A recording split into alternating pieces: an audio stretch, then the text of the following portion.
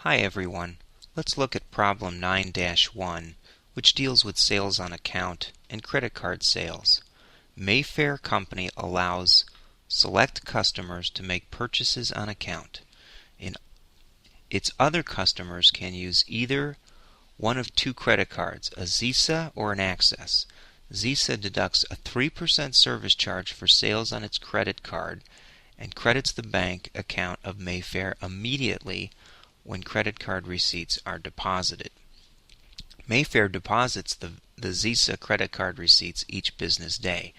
When customers use Access credit cards, Mayfair accumulates the receipts for several days before submitting them to Access for payment, and Access deducts a 2% service charge and usually pays within 1 week of being billed. Now, Mayfair completes the following transactions in June.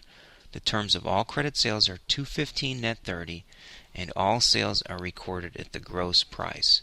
And we'll work through these because the requirements appearing to the left of my mouse say prepare journal entries to record the preceding transaction and events. The company uses the perpetual inventory system.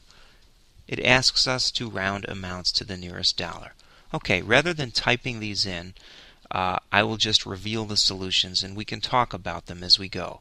First, the transaction to the left of my mouse. On June 4th, sold 650 of merchandise that had a cost of $400 on credit to Natara Morris. Okay, so if we slide this down, what we see is that we first record an accounts receivable to N. Morris, Natara Morris, for $650, and then we credit sales to record the sale on account. But we also have another entry. Okay, we have to record the cost of sales since they use a perpetual inventory system. We debit cost of goods sold for $400 and credit merchandise inventory. Okay, then on the 5th, we have a new transaction. Sold $6,900 of merchandise at a cost of $4,200 to customers who use their Visa account. Okay, so now we have a credit card transaction. Let me see if I can slide this just about right. And let's see if we can get this down all of the 5th. Yep, right about there. And what we show here is the $6,900 to the left of my mouse is what gets credited as sales. Then we have to take 97% of it and record that as cash, the other 3%, which gets debited to a credit card expense account, since the credit card takes 3% of the sale made with its credit card. Okay, now on the 6th, we sold 5,872 of merchandise that had a cost of $3,800 to customers that use the Access account. Now the Access account is handled a little bit differently. Let's slide this down.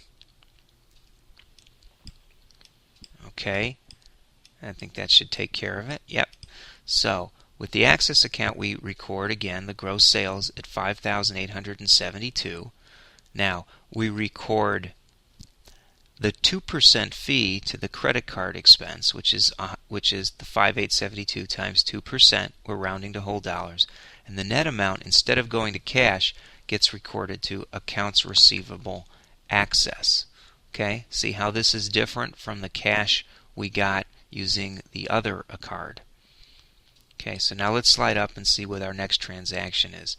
On the 8th, we sold $4,335 of merchandise that had a cost of $2,900 to customers that use the same Access account. Okay, so I'm expecting to see a similar transaction here.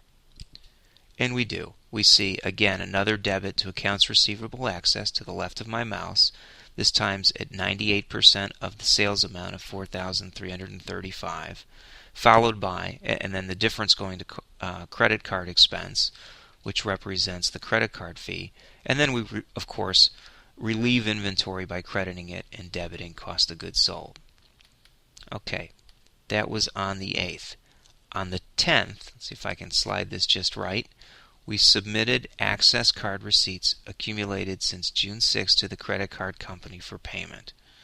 Okay, so let's see what transaction we have on the 10th. No entry at all. We've already recorded the debit to accounts receivable. Now we're just following through on the paperwork. Next, on the 13th, we wrote off the account of Abigail McKee against the allowance for doubtful accounts. The $429 balance in McKee's account stemmed from a credit card, not a credit card, but a credit sale in October of last year. Okay, since we're using the allowance for doubtful accounts, we know that the allowance method was being used. So now we will see an entry of the allowance account.